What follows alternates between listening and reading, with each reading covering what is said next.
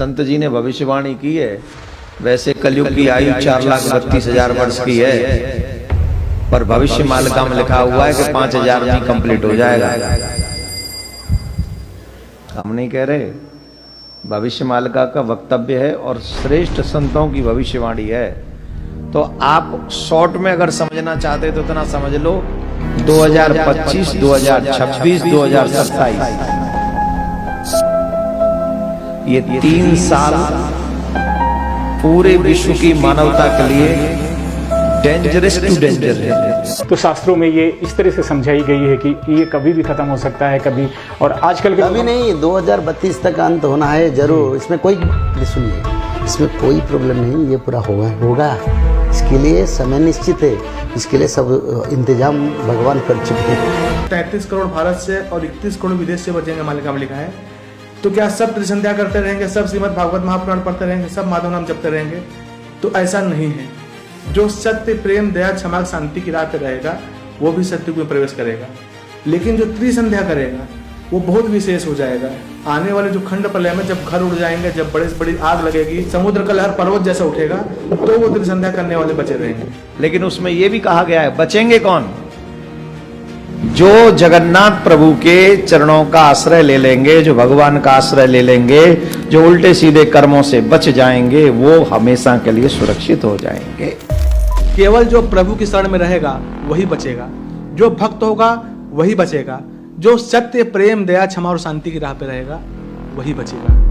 ये मालिका की वीडियो आपको यही सचेत करने के लिए की गई है कि आने वाले समय में हिमालयन रेंज में 16 से 18 मैग्नीट्यूड का भूकंप आएगा। हाथ जोड़ लो, प्रार्थना कर लो, बचा लियो ठाकुर जी। जो यहाँ आए, जो ठाकुर का नाम ले चुके हैं, गोविंद सनातनियों को तो बचा ही लेना।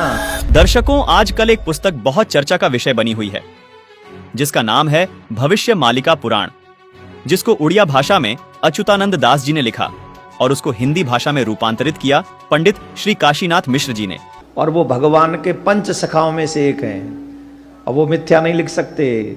पंच सखा में अंततम महापुरुष अच्युतानंद दास, महापुरुष बलराम दास, महापुरुष जगन्नाथ दास, महापुरुष जसवंत दास और महापुरुष शिशु अनंत दास ने आज से 600 वर्ष पूर्व 15वीं शताब्दी में पावन उत्कल भूमि उड़ीसा राज्य में भगवान चैतन्य महाप्रभु के शिष्य के रूप में इस धरती पर आए और भगवान जगन्नाथ जी के निर्देश से भविष्य पुराण ग्रंथ को संशोधित करते हुए भविष्य मालिका पुराण ग्रंथ की रचना की। इस क्रम में उन्होंने 1,85,000 ग्रंथों के समूह की रचना ताड़ के पत्तों में की, जिसको उड़िया भाषा में लिखा गया। इस ग्रंथ में पंच सखाओं ने कलयुग के अंत में धर्म की स्थिति, भगवान श्री कल्की जी का धरा अवतरण, धर्म स्थापना, मनुष्य समाज का उद्धार और अनंत युग तक की भगवान की लीलाओं का वर्णन विस्तार पूर्वक किया है। भविष्य मालिका में लिखी हुई प्रत्येक बात पत्थर की गाढ़ है। ये हमेशा सच साबित हुई है, जैसे कि भारत में मुगलों का अत्याचार, अंग्रेजों की गुलामी, स्वतंत्रता संग्राम की घटनाएं, स्वतंत्रता संग्राम सेनानियों का वर्णन, भारत देश का टूटकर आजाद होना, पाकिस्तान, बांग्लादेश, श्रीलंका, बर्मा देश का निर्माण, प्रथम विश्व युद्ध, द्वितीय विश्व युद्ध, अज्ञात रोग और महामारी आना आदि आदि, ये सभी घटनाएं घटित हो चुकी हैं। भविष्य मालिका पुराण के प्रस्तावना पृष्ठ पर लिखा है कि कलयुग का अंत हो चुका है। शास्त्रीय धारा एवं मनुस्मृति के आधार पर 4 युग का ही समय देखने को मिलता है। उन युगों के नाम हैं: पहला सतयुग, दूसरा त्रेता युग, तीसरा द्वापर युग और चौथा कलयुग। इन 4 युगों के बाद एक गुप्त युग भी आता है, जिसको अनंत युग या आद्य सतयुग कहते हैं। इस पुस्तक में बेहद हैरान करने वाली बातें लिखी हैं। भविष्य मालिका पुराण के अनुसार सन 2032 से पूर्व संपूर्ण विश्व में सभी धर्मों और पंथों का पुनर्गठन होकर सारे विश्व में केवल सत्य सनातन धर्म प्रतिष्ठित होगा। दर्शकों, आपको बता दें कि संत अच्युतानंद जी महाराज सहित 5 पंच सखा परमात्मा कबीर जी के समकालीन रहे हैं।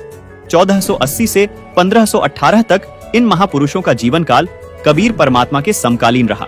इसी दौरान कबीर परमात्मा जी ने भी ये बातें कही थी। आइए आपको कबीर परमात्मा द्वारा कही गई बातों और भविष्य मालिका पुराण में कही गई बातों में समानता की एक झलक दिखाते हैं। कबीर सागर और भविष्य मालिका पुराण दोनों को लगभग 600 वर्ष पहले लिपिबद्ध किया गया था। कबीर सागर के स्वसंवेद बोध अध्याय में कबीर परमात्मा ने कहा है कि 5 सहस और 500 जब कलयुग बीत जाए, महापुरुष फरमान तब जग तारण को आए।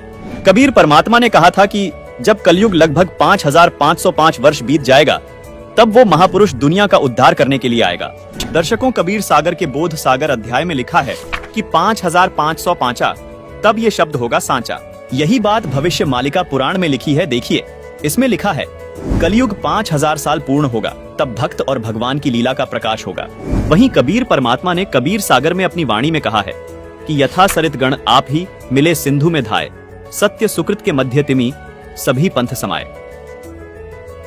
यहाँ कबीर साहिब जी ने कहा है कि जिस तरह सब नदियां अंत में समुद्र में समा जाती हैं, इसी प्रकार उस महापुरुष के आने के बाद सब पंथ, सब धर्म एक होकर एक पंथ बन जाएंगे और उस महापुरुष के द्वारा चलाया गया एक पंथ रहेगा, जो सत्य सनातन पंथ होगा। यही बात भविष्य मालिका पुराण में लिखी है। लिखा है कि भविष्य मालिका पुराण के अनुसार सन 2032 से पूर्व संपूर्ण विश्व में सभी धर्मों और पंथों का पुनर्गठन होकर सारे विश्व में केवल सत्य सनातन धर्म प्रतिष्ठित होगा। दर्शकों, अब जानना यह है कि आखिर वो महापुरुष कौन है जिसके बारे में कबीर सागर में लिखा है। जो जगत तारण को आएगा वो अवतार कौन है जिसके बारे में भविष्य मालिका पुराण में लिखा है कि 2032 से पहले पहले वो महापुरुष सभी धर्मों का पुनर्गठन करके सारे विश्व में सत्य सनातन धर्म को प्रतिष्ठित कर देगा।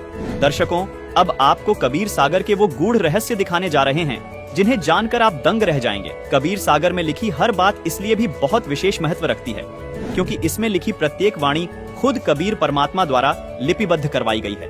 दर्शकों, भविष्य मालिका पुराण में जिस महापुरुष द्वारा सभी धर्मों को एक करके आदि सनातन धर्म को पुनः प्रतिष्ठित होने की बात कही गई है, वो महापुरुष कौन है, उसके आने के समय की जानकारी भी कबीर सागर में लिखी है। दर्शकों, जैसा कि आपने भविष्य मालिका पुराण में देखा कि कलयुग के 5000 वर्ष बीत जाने के बाद भगवान और भक्त की लीला का प्रकाश होगा। जिस महापुरुष का जिक्र भविष्य मालिका पुराण में है, उस महापुरुष का कबीर सागर में स्पष्ट वर्णन देखने को मिलता है तथा उस महापुरुष की पहचान भी बताई है। आइए अब आपको कबीर सागर में दिखाते हैं। दर्शकों, कबीर सागर में बोध सागर के स्वसंवेद बोध पृष्ठ 121 पर लिखा है, चौथा युग जब कलयुग आई, तब हम अपनो अंश पठाई, काल फंद छूटे नर लोई, सकल सृष्टि प्रवाणिक हुई, घर घर देखो बोध विचारा, सतनाम सब ठोर उचारा। 5505 तब ये वचन होगा सांचा, कलयुग बीत जाए जब एता, सब जीव परम पुरुष पद चेता। जिसका भावार्थ ये है कि जब चौथा युग यानी कलयुग आएगा, वह कलयुग 5505 वर्ष बीत जाएगा, तब परमात्मा अपने ज्ञान का प्रकाश करने के लिए इस धरा पर आएंगे। वह सब जीव उनके अद्भुत ज्ञान को सुनकर पूर्ण परमात्मा की भक्ति करेंगे, यानी सतनाम का जाप करेंगे। अब दर्शकों, सवाल ये है कि वो महापुरुष जिसका जिक्र कबीर सागर और भविष्य मालिका पुराण कर रही है, वो महापुरुष कहाँ आएगा और कैसे आएगा। आइए ये भी जानते हैं कि उसकी पहचान कैसे होगी। देखिए, कबीर सागर में कबीर वाणी के बोध सागर के पृष्ठ 137 पर लिखा है कि 12वें पंथ प्रकट हुए वाणी, शब्द हमारे की निर्णय थानी, अस्थिर घर का मर्म न पावे, ये 12 पंथ हम ही को ध्यावे, 12वें पंथ हम ही चलावे, सब पंथ मेट कर एक ही पंथ चलावे। भावार्थ है कि 12वें पंथ में कबीर परमात्मा की वाणी प्रकट होगी, यानी 12वें पंथ से ही कबीर साहिब जी का यथार्थ ज्ञान प्रकट होना शुरू होगा। उसके बाद 12वें पंथ में कबीर परमात्मा ने कहा कि मैं खुद चलकर आऊंगा और इन सब पंथों को मिटाकर एक पंथ चलाऊंगा। जैसा कि भविष्य मालिका पुराण में भी प्रमाण मिलता है कि उस महापुरुष द्वारा सब धर्मों का पुनर्गठन होकर केवल एक सत्य सनातन धर्म प्रतिष्ठित हो जाएगा। दर्शकों, कबीर सागर में लिखी इन वाणियों को पढ़ने के बाद 3 सवाल और निकलकर सामने आते हैं, जिनका जवाब हम इसी कबीर सागर में खोजेंगे। सवाल नंबर 1, ये जो वाणियां बोली गई हैं, ये कब सत्य सिद्ध होंगी। सवाल नंबर 2, वो 12वां पंथ कौन सा है जिसमें चलकर खुद कबीर साहिब जी महापुरुष के रूप में आएंगे। सवाल नंबर 3, वो महापुरुष कौन है। पहला सवाल था, ये वाणियां कब सत्य सिद्ध होंगी। इसका जवाब कबीर सागर में कबीर वाणी के बोध सागर के पृष्ठ 137 पर लिखा है। देखिए, 5505 तब ये शब्द होगा सांचा, मतलब कलयुग के 5505 वर्ष बीत जाने के बाद ये वचन सत्य सिद्ध होंगे। आइए अब देखते हैं कलयुग के 5505 वर्ष कब पूरे होते हैं। कलयुग 4,32,000 वर्ष का होता है। तो अब हमें देखना यह है कि आज कलयुग कितना बीत चुका है और कलयुग के 5505 वर्ष कब पूरे होते हैं, क्योंकि कबीर साहिब जी ने भी कलयुग 5505 वर्ष बीतने को विशेष बताया है। दर्शकों, कबीर सागर में बोध सागर के स्वसंवेद बोध पृष्ठ 121 पर लिखा है, चौथा युग जब कलयुग आई, तब हम अपनो अंश पठाई, काल फंद छूटे नर लोई, सकल सृष्टि प्रवाणिक हुई, घर घर देखो बोध विचारा, सतनाम सब ठोर उचारा। 5505 तब ये वचन होगा सांचा। कलयुग बीत जाए जबेता, सब जीव परम पुरुष पद चेता। अब आपको दो पवित्र पुस्तकों से प्रमाणित करते हैं कि कलयुग के 5505 वर्ष कब पूरे हुए। दर्शकों, आपको यहाँ हम याद दिलाना चाहेंगे कि इन दोनों पुस्तकों को आदरणीय शंकराचार्य जी व पूरा हिंदू समाज प्रमाणित मानता है। पहली पुस्तक का नाम है ज्योतिर्मय ज्योतिर्मठ, जिसके संपादक, लेखक एवं संकलन करता है विष्णुदत्त शर्मा, और दूसरी पुस्तक का नाम है हिमालय तीर्थ, जिसके प्रकाशक है रणजू चक्रवर्ती। आदि शंकराचार्य की जीवनी पुस्तक में लिखा है कि आदि शंकराचार्य जी का जन्म ईशा जी से 508 वर्ष पहले हुआ था। फिर पुस्तक हिमालय तीर्थ में भविष्यवाणी की है, जो आदि शंकराचार्य जी के जन्म से पहले की है। कहा है कि आदि शंकराचार्य जी का जन्म कलयुग के 3000 वर्ष बीत जाने के बाद होगा। अब गणित की रीति से जांच करके देखते हैं कि वर्तमान में यानी सन 2024 में कलयुग कितना बीत चुका है। आदि शंकराचार्य जी का जन्म ईशा जी से 508 वर्ष पहले हुआ था। आदि शंकराचार्य की जीवनी पुस्तक के अनुसार शंकराचार्य जी का जन्म हुआ कलयुग 3000 वर्ष बीत जाने पर, मतलब वर्ष 2024 में कलयुग बीत चुका है 3000 जमा 2532 वर्ष, यानी गणित के हिसाब से आज कलयुग 5532 वर्ष बीत चुका है। दर्शकों, अब देखना यह है कि आज 2024 में से कितने वर्ष कम करने पर कलयुग के 5505 वर्ष पूरे होते हैं। मतलब 27 साल पहले कलयुग के 5505 वर्ष पूरे हो चुके थे और साल था 1997।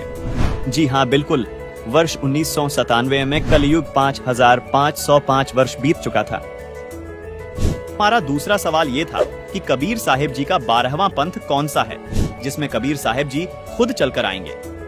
इसका जवाब भी हमें कबीर सागर में बोध सागर के कबीर चरित्र बोध के पृष्ठ नंबर 1870 पर मिलता है। इस पृष्ठ पर आप देख रहे हैं कि कबीर साहिब जी के 12 पंथों का विवरण है, जिसमें 12वां पंथ गरीबदास जी का पंथ बताया गया है। यानी कबीर साहिब जी द्वारा गरीबदास जी वाले 12वें पंथ में आने की बात कबीर सागर में कही गई है। अब आप सोच रहे होंगे कि ये गरीबदास जी कौन है और इनका जन्म कब हुआ। इसका जवाब भी हमें कबीर सागर में कबीर वाणी के बोध सागर के पेज 136 पर मिलता है। लिखा है कि संवत 1775 हुई। यहाँ 75 गलत प्रिंट हुआ है, ये 74 है, सही वाणी है। संवत 1774 हुई, ता दिन प्रेम प्रकटे जग सोई, यानी जिसके माध्यम से कबीर परमात्मा की वाणी प्रकट होगी, उसका जन्म संवत 1774 में होगा। आपको बता दें कि गरीबदास जी का जन्म संवत 1774 में हुआ था। उनके माध्यम से कबीर साहिब जी ने अपना संपूर्ण ज्ञान प्रकट किया। दर्शकों, आप जान चुके हैं कि 12वां पंथ गरीबदास जी महाराज का पंथ है। यहाँ कबीर साहिब जी ने यह भी स्पष्ट किया है कि 12वें पंथ वाले भी मेरी वाणियों को पढ़ेंगे लेकिन समझ नहीं पाएंगे, इस कारण पार नहीं हो पाएंगे, यानी मोक्ष प्राप्त नहीं कर पाएंगे। इसलिए इन 12 पंथों को खत्म करके पूर्ण परमात्मा खुद पूर्ण संत के रूप में 13वां पंथ चलाएंगे, जिससे बिचली पीढ़ी में आने वाली हंस आत्माएं मोक्ष प्राप्त करेंगी। इस बिचली पीढ़ी को ही भविष्य मालिका पुराण में आद्य सतयुग कहा है।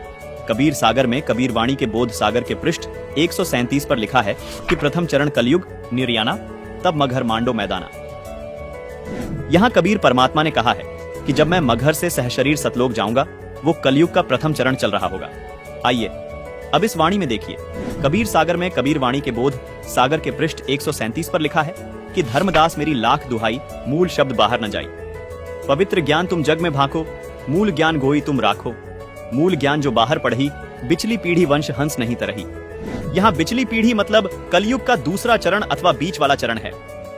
दर्शकों, यहाँ स्पष्ट करना चाहेंगे कि जिस समय को भविष्य मालिका पुराण में आधे सतयुग कहा है, उसको कबीर परमात्मा जी ने कबीर सागर में बिचली पीढ़ी यानी कलयुग का दूसरा चरण कहा है, और धर्मदास जी को चेताते हुए कहा कि हे धर्मदास, यदि ये मूल ज्ञान अथवा मूल मंत्र अगर नकली संतों के हाथ लग गए तो दूसरे चरण वाली यानी बिचली पीढ़ी में आने वाली आत्माएं मोक्ष प्राप्त नहीं कर पाएंगी।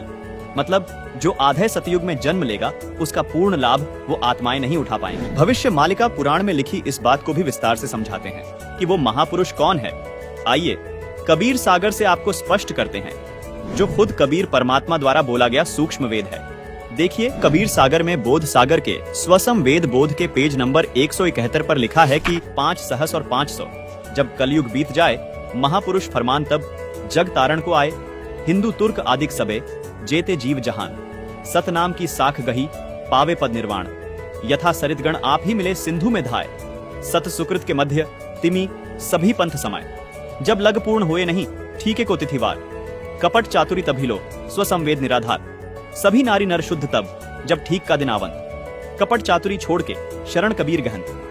एक अनेक हो गए पुनः अनेक हो एक, हंस चले सतलोक सब सत्य नाम की टेक। घर घर बोध विचार हो दुर्मति दूर बहाए, कलयुग में सब एक हो बढ़ते सहज सुभाए। कबीर साहिब जी यहाँ स्पष्ट कर रहे हैं कि कलयुग अभी समाप्त नहीं हुआ है। कलयुग के अंदर ही एक समय ऐसा आएगा जब कलयुग में ही सब एक होकर सहज स्वभाव वाले हो जाएंगे। कलयुग में ही सतयुग जैसा माहौल हो जाएगा जो कि हजारों वर्षों तक चलेगा। 2032 तक आदि सनातन धर्म प्रतिष्ठित हो जाएगा और पूरे विश्व में फैल जाएगा। कहां उग्र का शूद्र हो हर सबकी भव भीड़, सो समान सम दृष्टि है समर्थ सत कबीर। भावार्थ है कि जब कलयुग 5505 वर्ष बीत जाएगा तब वो महापुरुष इस धरा पर आएंगे और हिंदू मुस्लिम व सभी धर्म पंथों को एक करेंगे, सब सतनाम का जाप करेंगे और मोक्ष को प्राप्त करेंगे। दुनिया के जितने भी धर्म व पंथ है वो सभी उस महापुरुष के द्वारा चलाए गए 13वें पंथ जो आदि सनातन पंथ होगा उसमें ऐसे मिल जाएंगे जैसे सभी नदियां बड़े समुद्र में मिल जाती हैं। जब वो समय आएगा तब पृथ्वी के सभी मनुष्यों का स्वभाव सहज और शुद्ध हो जाएगा, सबकी बुद्धि निर्मल हो जाएगी, सब पाप करने से डरेंगे, यानी नर नारी कपट चतुराई छोड़कर कबीर परमात्मा की शरण ग्रहण करेंगे। दर्शकों, यहाँ पर हम आपको ये भी बताना चाहेंगे कि कलयुग अभी खत्म नहीं हुआ है। कलयुग अपने समय अनुसार ही समाप्त होगा जो है 4,32,000 वर्ष। दर्शकों, अब आपको कलयुग के अंतिम चरण यानी जब कलयुग समाप्त होगा उस विषय में बताते हैं। कलयुग के तीसरे चरण यानी कलयुग के अंत में कल की अवतार जन्म लेगा जो राजा हरिश्चंद्र वाली आत्मा ही होगा। उस समय कलयुग की हालत बहुत खराब हो जाएगी, मनुष्य मनुष्य को खाने लगेगा और जिस भी मनुष्य में भक्ति का बीज नहीं होगा उसको कल की अवतार यानी राजा हरिश्चंद्र वाली आत्मा अपनी तलवार से काटकर समाप्त कर देगा और सतयुग की स्थापना करेगा। कल की अवतार सिर्फ उन्हें छोड़ेगा जिनके अंदर भक्ति का बीज होगा यानी भगवान की चाह बाकी होगी। दर्शकों, जैसा कि हम आपको पहले बता चुके हैं कि 1997 में कलयुग के 5505 वर्ष पूरे हो चुके हैं और 1997 में स्वयं कबीर परमात्मा इस धरातल पर आकर संत रामपाल जी महाराज को मिले और उन्हें सार नाम व सार शब्द देने का आदेश दिया। अब आपको ये बात जानकर हैरानी होगी, जिस महापुरुष की बात भविष्य मालिका पुराण और कबीर सागर कर रहे हैं वो महापुरुष कोई और नहीं बल्कि संत रामपाल जी महाराज ही हैं। जो महापुरुष 13वें पंथ का प्रवर्तक होगा वो संत कोई और नहीं बल्कि संत रामपाल जी महाराज ही हैं। संत रामपाल जी महाराज ही वो संत हैं जो सब धर्मों को एक करके आदि सनातन धर्म की स्थापना करेंगे। संत रामपाल जी महाराज ही वो संत हैं जो 31 वर्ष से अपने भक्तों को 3 समय की आरती करवाते हैं। संत रामपाल जी महाराज गरीबदास जी महाराज वाले पंथ से हैं। संत रामपाल जी महाराज जी जो अद्भुत ज्ञान दे रहे हैं उसी से सभी धर्म व पंथ एक होकर आदि सनातन धर्म में प्रवर्तित हो जाएंगे। दर्शकों, हम आपको ये भी बताना चाहेंगे कि संत रामपाल जी महाराज सन 1994 से ही यानी जब से संत रामपाल जी को अपने गुरुदेव से नाम दीक्षा देने का आदेश हुआ है तब से ही संत रामपाल जी 3 समय की संध्या आरती करते व करवाते हैं जो मनुष्य के मोक्ष में सहयोगी है। दर्शकों, ऋग्वेद में भी प्रमाण है कि जो पूर्ण संत आएगा वो 3 समय की संध्या आरती करने को देगा। आइए आपको ऋग्वेद में प्रमाण दिखाते हैं। ये है ऋग्वेद मंडल 8 सूक्त 1 मंत्र 29 जिसमें साफ साफ लिखा है कि पूर्ण संत 3 समय की संध्या सुबह दोपहर और रात्रि तीनों संध्या में परमात्मा की स्तुति करवाएगा। दर्शकों, इससे सिद्ध होता है कि संत रामपाल जी महाराज ही पूर्ण संत है जो विश्व का कल्याण करेंगे और इस बात की वेद भी गवाही देते हैं। संत रामपाल जी महाराज का नारा है कि जीव हमारी जाति है, मानव धर्म हमारा, हिंदू मुस्लिम सिख ईसाई धर्म नहीं कोई न्यारा। संत रामपाल जी महाराज एकमात्र ऐसे संत हैं जिनके पास वास्तविक सत नाम है जो कि उन्होंने गरीबदास जी द्वारा रचित अमर ग्रंथ सूक्ष्म वेद से प्रमाणित करके दिखाया है। दर्शकों, अब आपको ये बताते हैं कि क्यों सभी धर्म व सभी पंथ संत रामपाल जी महाराज द्वारा चलाए गए आदि सनातन पंथ में मिल जाएंगे। गीता अध्याय 17 श्लोक 23 में बताया गया है कि पूर्ण परमात्मा को पाने का ओम तत्सत मंत्र है जो सांकेतिक है। सामवेद संख्या नंबर 822 में भी यही कहा गया है कि उस परमात्मा को पाने का भी त्रितस्य नाम है यानी 3 नाम का मंत्र है जो सांकेतिक है। दर्शकों, अब आपको पवित्र कुरान शरीफ का एक ऐसा भेद बताते हैं जिसे जानकर आप हैरान रह जाएंगे। पवित्र कुरान शरीफ में 2 आयत ऐसी हैं जिनके बारे में सभी अनुवादक स्वयं कहते हैं कि इन 2 आयतों का अर्थ स्वयं खुदा ही जानता है। वो 2 आयत कौन सी हैं? आइए दिखाते हैं। दर्शकों, ये है पवित्र कुरान शरीफ की सूरह अश, सूरह 42 की आयत नंबर 1 और 2, जिसमें आप देख रहे हैं कि जिसमें एन सीन काफ अक्षरों का अर्थ नहीं किया गया है। आइए इसे विस्तार से समझाते हैं। एन अरबी भाषा की वर्णमाला का अक्षर है, जो देवनागरी यानी हिंदी वर्णमाला का अ अक्षर है। सीन अरबी भाषा की वर्णमाला का अक्षर है, जो देवनागरी हिंदी भाषा का स अक्षर है। इसी तरह काफ भी अरबी वर्णमाला का अक्षर है, जो देवनागरी हिंदी वर्णमाला का क अक्षर है। दर्शकों, यहाँ रहस्य की बात यह है कि जो गीता अध्याय 17 श्लोक 23 में परम अक्षर ब्रह्म यानी पूर्ण परमात्मा को पाने के जो ओम तत् सत मंत्र बताए हैं, उनके वास्तविक मंत्र के प्रथम अक्षर का संकेत है। जैसे ओम का पहला अक्षर अ है, कुरान शरीफ में इसी ओम को एन कहा है, यानी यह एन अक्षर ओम का कोड वर्ड है। इसी प्रकार जो तत् नाम है, उसका वास्तविक मंत्र सोहम है, जिसको कुरान शरीफ में सीन कहा गया है, यानी स अक्षर सोहम शब्द का प्रथम अक्षर है, जो कुरान शरीफ में लिखे सीन अक्षर का कोड वर्ड है। इसी प्रकार कुरान शरीफ में बताया गया काफ मंत्र गीता में बताए गए तीसरे सत मंत्र के वास्तविक मंत्र का पहला अक्षर है, जो कोड वर्ड है। इसका खुलासा यहाँ नहीं किया जा सकता, ये केवल संत रामपाल जी महाराज ही बताएंगे। दर्शकों, यदि आपको मोक्ष कराना है तो धर्म व पंथ की सीमाओं से ऊपर उठकर एक होना पड़ेगा। इस 3 नाम के मंत्र का जाप करना होगा। सूरत फुरकान 25 आयत 59 में कहा है कि जिस परमात्मा ने 6 दिन में सृष्टि की रचना की और 7वें दिन तख्त पर जा विराजा, वह स्वयं कबीर परमात्मा है। उसकी खबर किसी बाखबर यानी कि तत्वदर्शी संत से पूछो।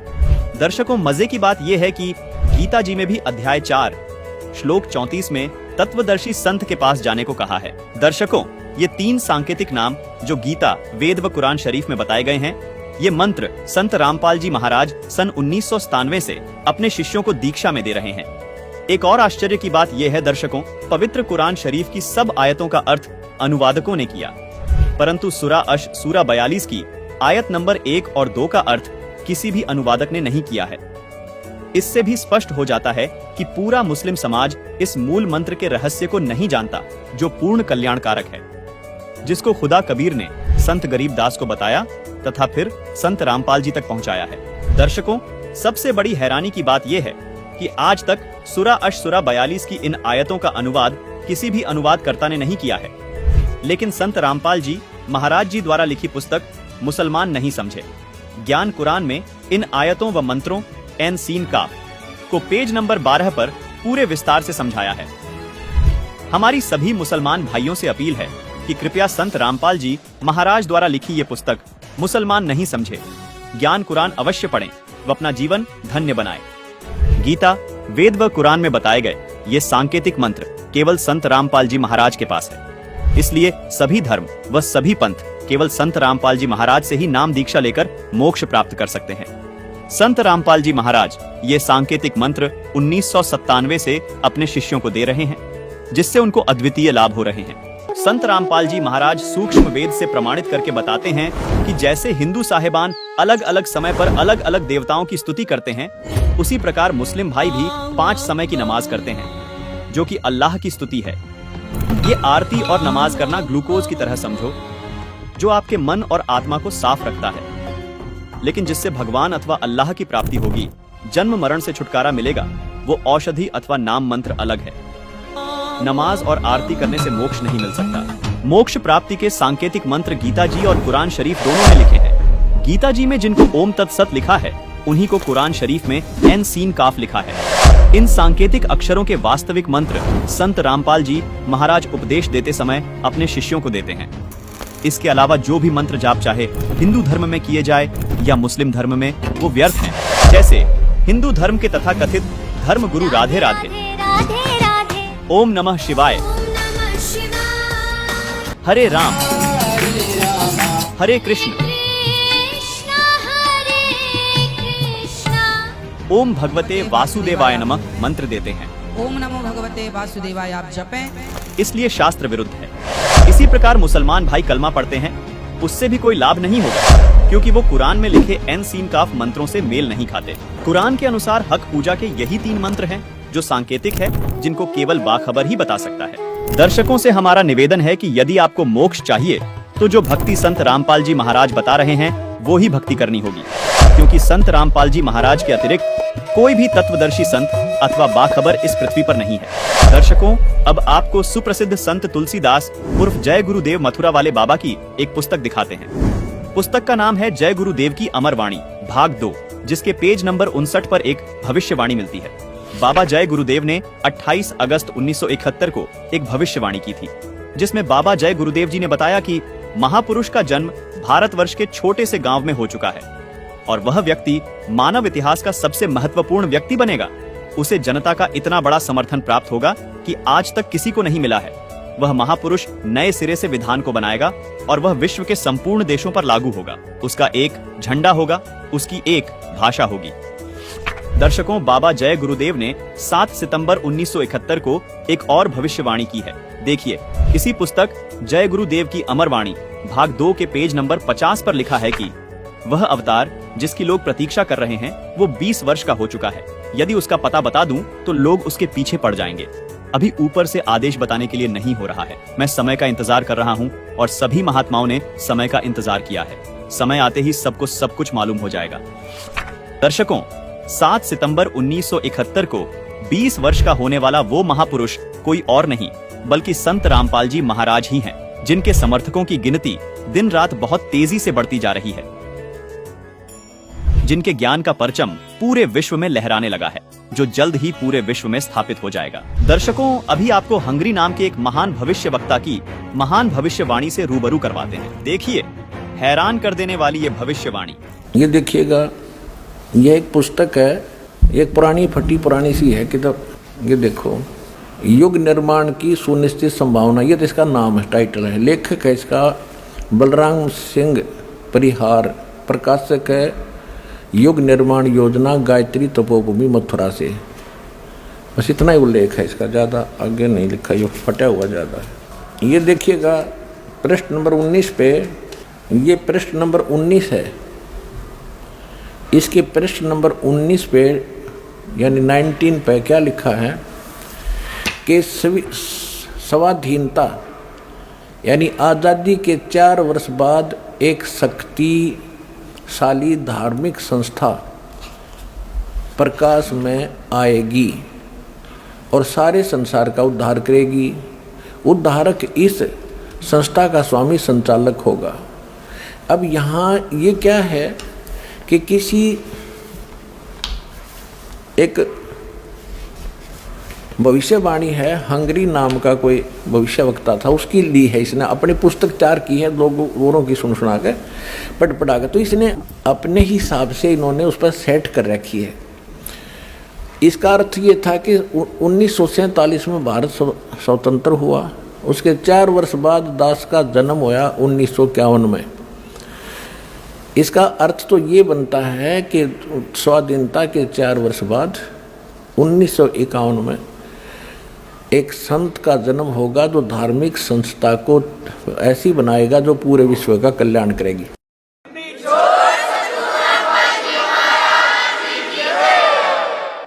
यहाँ थोड़ी सी गड़बड़ कर जाते हैं, अब और दिखाते हैं। ये देखिएगा, ये 23 पृष्ठ पे है, ये 23 पृष्ठ है। इस 23 पृष्ठ पे यहाँ लिखा है, इस संगठन का स्वामी संचालक कोई ग्रस्त व्यक्ति होगा। अब तक दुनिया में सबसे बड़े विचारक के रूप में ख्याति प्राप्त करेगा। वह व्यक्ति सामाजिक उत्तरदायित्वों से लेकर संसार के सब देश शांतिपूर्ण कैसे रहें उसकी यह व्यवस्थित आचार संहिता तैयार करेगा। उसके जीवन भर के संग्रहित विचारों को यदि एक पुस्तक में लिखा जाए तो बहुत बड़ी पुस्तक बन जाएगी। इसका अर्थ ये है। यहाँ एक 29 पृष्ठ पे देखिएगा, 29 पृष्ठ पे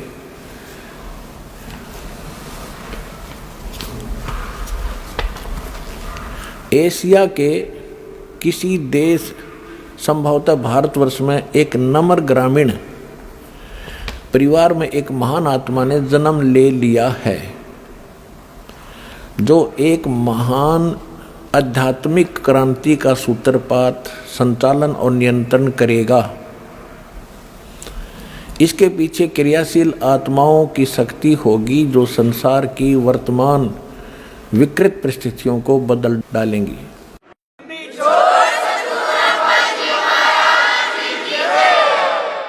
उन्नीस सौ 1999 में ये क्या बोला गया है कि एक ऐसे व्यक्ति ने जन्म लिया है जिसकी अकेले ही उत्पादित शक्ति किसी भी शक्ति संपन्न राष्ट्र के बराबर होगी। वह एक भाषा, एक संस्कृति, एक धर्म की आचार संहिता सर्जन करेगा।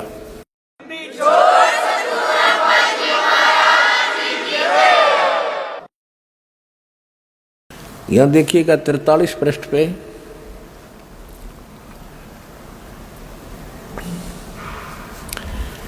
यह लिखा है कि दिव्य देहधारी पुरुष ने जन्म लिया है, वे सबके मन में प्रसन्नता भरेंगे, दुनिया भर के कष्ट दूर करेंगे, अन्यायी और अत्याचारियों को भी वह ठीक करेंगे। रात्रि के प्रथम पहर में जब मैं प्रगाढ़ निद्रा में होता हूँ तो स्वप्न में एक दिव्य पुरुष को देखता हूँ। दिव्य व्यक्ति को किसी जलाशय के निकट बैठे हुए इस योगी के मस्तक में दोनों भौं के जहाँ मिलती हैं तो उसमें अर्ध चंद्रमा के दृश्य होते हैं। उसके बाल सफ़ेद हैं, सुब्र वेशभूषा है यानी साधारण सुंदर, वर्ण गौर है, गोरा कलर है तथा पैरों में चर्म विहीन पाहन यानी पादुकाएं हैं, बिना चमड़े की जूतियां पहनता है।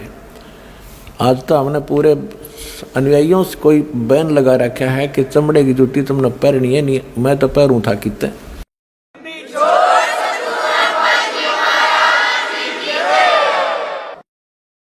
अब देखिएगा इसके पृष्ठ नंबर 72 पे, इसके 72 पृष्ठ पर देखिएगा,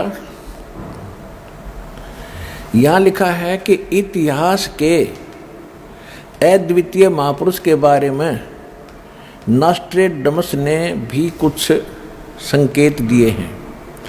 उसके मस्तक में चंद्रमा होगा, वेशभूषा बहुत सादी होगी यानी लाल पीले कपड़े नहीं होंगे, उसके लंगोट लंगाट बांध कर नहीं घूमेगा।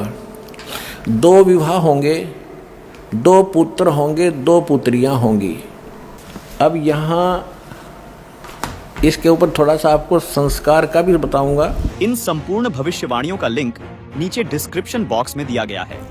दर्शकों, भविष्य वक्ता की ये भविष्यवाणी केवल संत रामपाल जी महाराज पर ही सटीक बैठती हैं, जिसमें उन्होंने कहा है कि 1951 में एक संत का जन्म होगा, जिसकी अध्यक्षता में एक धार्मिक संस्था का निर्माण होगा जो पूरे विश्व का कल्याण करेगी।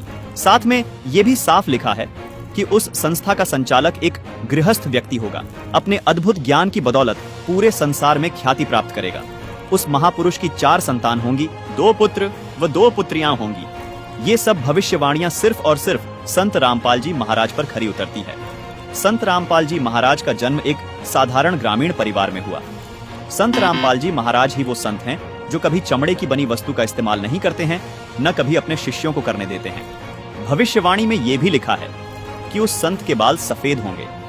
अतः इस महान भविष्यवक्ता की भविष्यवाणी भी यही सिद्ध करती है कि वो महापुरुष कोई और नहीं, संत रामपाल जी महाराज ही हैं। दर्शकों, अब आपको राजस्थान राज्य के एक सुप्रसिद्ध संत बाबा रामदेव की भविष्यवाणी भी दिखाते हैं। ये है पुस्तक 24 प्रमाण, जिसके पेज नंबर 65 पर लिखा है कि नगर कोट नहीं, जाट कहां सी, मुखबंद होके कवि गुण गासी।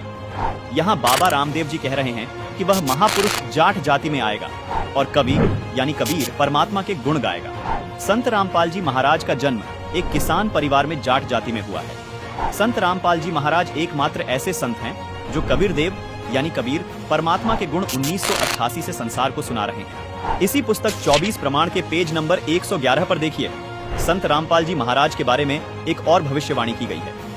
हर आसी हरियाणे तोरण, रंगरी रीत चुकासी, सुंदर खाती अगम भाषिया, झुक चौथा में होसी। यहाँ भी संत रामदेव जी अपनी वाणी में साफ साफ कह रहे हैं कि वो महापुरुष हरियाणा में आएंगे और चौथे युग यानी कलयुग में आएंगे। दर्शकों, जिस समय संत रामपाल जी महाराज का जन्म हुआ उस समय गांव धनाना जिला सोनीपत पंजाब प्रांत में था, जो बाद में 1966 में पंजाब से अलग होकर हरियाणा प्रांत का हिस्सा बना।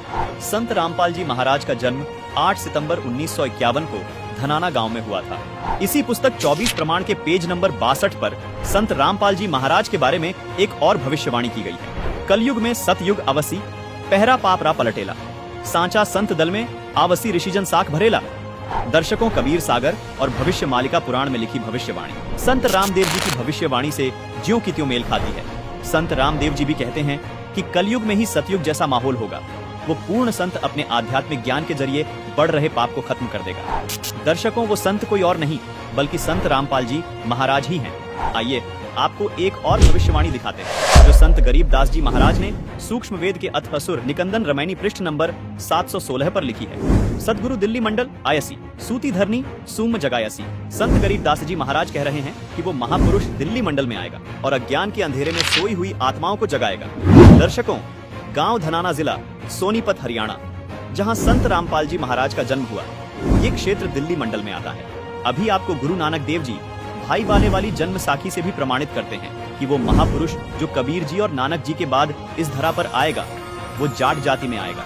इन सभी भविष्यवाणियों ने भी सिद्ध कर दिया कि वो अवतार जिसकी लोग प्रतीक्षा कर रहे थे, वो कोई और नहीं, संत रामपाल जी महाराज ही हैं। दर्शकों, संत रामपाल जी महाराज के बारे में और भी बहुत से महान भविष्य वक्ताओं की भविष्यवाणियां देखने के लिए डिस्क्रिप्शन बॉक्स में इस वीडियो का लिंक डाला है। लिंक पर क्लिक करके उन सभी महत्वपूर्ण भविष्यवाणियों को भी जरूर देखें। दोस्तों, आपसे निवेदन है, वीडियो पसंद आया हो तो लाइक जरूर करें और इस वीडियो को ज्यादा से ज्यादा लोगों तक शेयर करें ताकि लोग सच्चाई जान पाएं, कबीर साहिब की वास्तविकता को समझ पाएं। साथ में दोस्तों